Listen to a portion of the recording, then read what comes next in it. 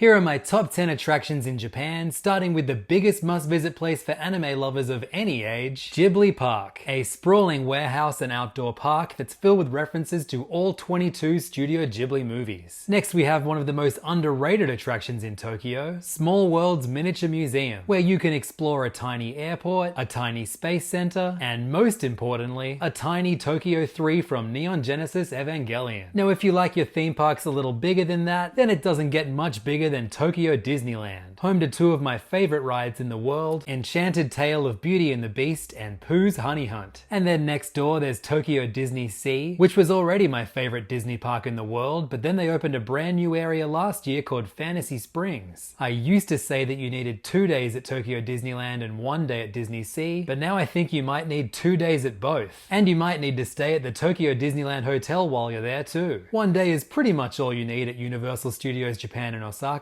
but depending on when you visit, you might need to get an express pass to make sure you can go on all the best rides, especially with the recent Donkey Kong expansion in Super Nintendo World. One last theme park, and this one is very dear to me. Of course, I'm talking about Sanrio Puroland, the indoor theme park dedicated to Hello Kitty and her many friends, including Hungyodon. If you're a Sanrio fan, it's worth going here just for the merch. And speaking of Sanrio, did you know that there's a bright pink Hello Kitty bullet train? It travels between Hakata and Osaka every day, and the inside of the second carriage is Hello Kitty themed. Can I even call this a Japan Tips video if I don't mention teamLab? There are actually 10 different teamLab exhibitions in Japan, and while Tokyo's teamLab Planets is the most famous one, my favorite of the 3 I've been to is teamLab Botanical Garden in Osaka. There's something so magic about being outdoors at night surrounded by lights. You can also see some magical views from the top of the Shibuya Sky Observation Deck, but me personally, I like some action with my views, which is why I recommend a trip up the Tsutentaku Tower in Osaka, just so you can slide all the way down. So how many of my favorite places have you been to? If there's anything missing from your list, you can book tickets to everything in this video from my new Klook Creator Shop. You'll actually find links to basically everything you need for a Japan holiday, including some of my favorite hotels, transfers, eSIMs, express passes, luggage forwarding services, and more. Best of all, everyone who uses my page gets a discount, plus I get a little bit of money to put towards my next Japan trip. So hopefully I can tick off all the attractions I haven't visited yet, like Sanrio Harmony Land, Moomin Valley Park, Fuji-Q Highland. Maybe I should make a list on my shop page of the places I want to go to. Hey Klook, can I do that? Hit the link in my bio to visit the official Levins Klook Creator Shop, and let me know which Japan attractions I should visit next.